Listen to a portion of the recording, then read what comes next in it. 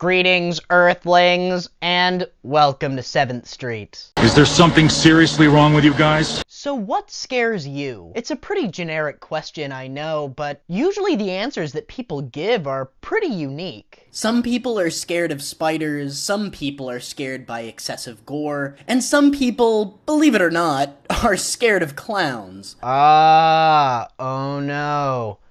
Please stop. I can't take it. But you know what never fails to give me the creeps? This is sort of embarrassing, but those YouTube videos by Top 5 Unknowns, Chills, and Mr. Nightmare. I'm sort of a sucker for those quote-unquote true scary stories. Once a week, my girlfriend and I, we stay up late and we watch some of these creepy YouTube videos. If you haven't seen them, they usually incorporate creepy photos and someone doing a monotone voice, narrating usually something like unsolved mysteries, unsolved disappearances, or top 10 creepiest murderers. I'm not really sure why this type of stuff scares me, but I love it. My love for this type of creepypasta-style content stems back to my childhood. You see, I grew up on horror films, so I was pretty desensitized at an early age, but for some reason, shows like Unsolved Mysteries, Sightings, and Ghost Hunters never failed to cause sleepless nights. I had a nightmare. It was weird. But the absolute best of these types of shows is Beyond Belief, Fact or Fiction. Beyond Belief, Fact or Fiction was an early 2000s anthology series that was created by Lynn Lehman and presented by none other than Dick Clark Productions. Sorry for that unsolicited dick pic. You done? Each episode featured 5 short stories, all of which seemed to defy logic, with stories ranging from hauntings and premonitions to fucking flowers identifying murder suspects.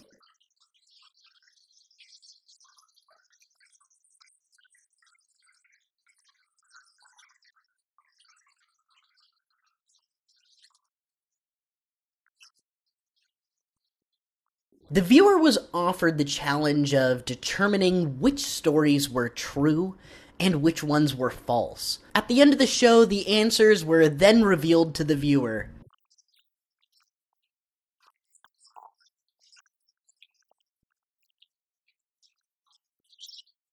What? That's ridiculous! The series was originally and forgettably hosted by James Brolin in Season 1, but he was quickly replaced with Jonathan Frakes in Seasons 2, 3, and 4. Jonathan Frakes is the master of puns. In this tale of trick or treat, have we opened the door of truth, or are we leaving you holding the bag? Is this story of the wicked cemetery boss based on an actual event, or are we burying the truth?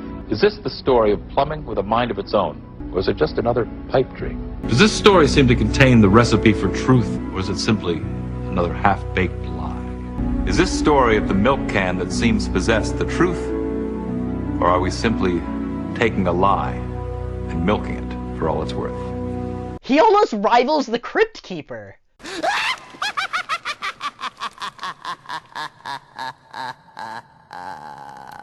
The stories were not very well made and laughably acted. But there's still something about them that remains charming and, well, sorta creepy. Especially to a young kid staying up late at night.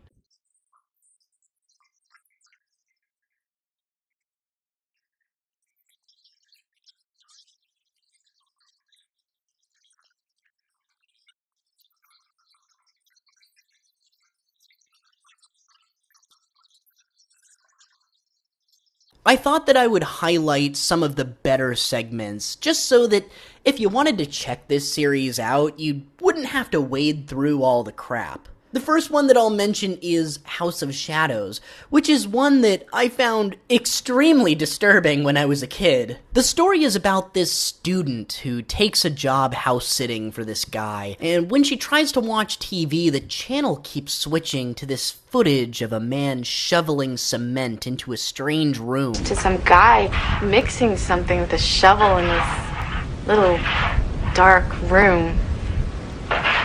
No, I didn't touch anything. She eventually investigates the noise in the basement, which leads her to a camcorder, playing back the same footage that she saw on the TV. But what had he been doing down here? What was he mixing?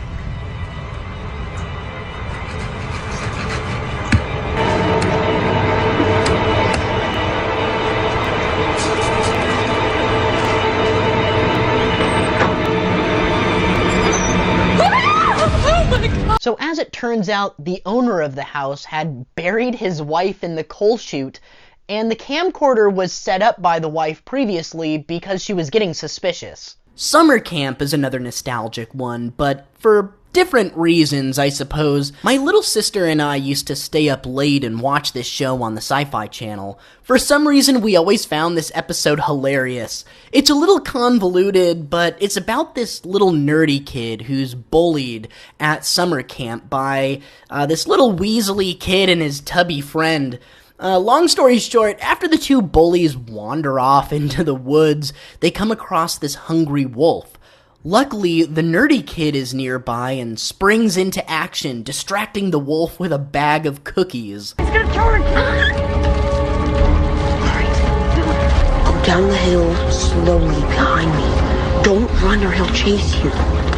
Upon returning to the camp, the bullies discover that the nerdy kid had been asleep in his tent the whole time. But oddly enough, the nerdy kid exclaims that he had this dream that he was saving the bullies from a hungry wolf.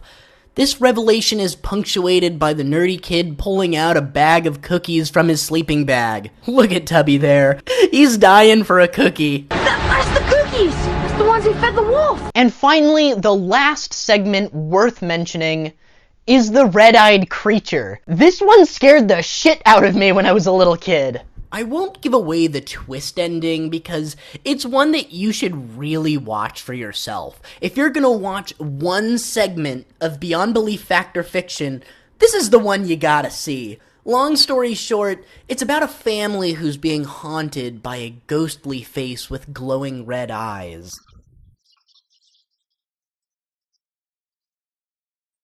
Beyond Belief Fact or Fiction is just good old-fashioned spooky goodness.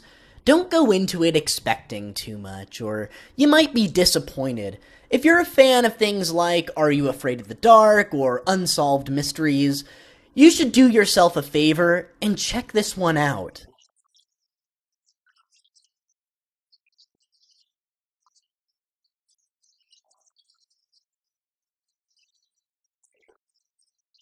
So what do you think? Is Beyond Belief Fact or Fiction really an underappreciated show? Or are we just referencing a lie? Are we telling you a true story of real substance, or are we just barking at the moon?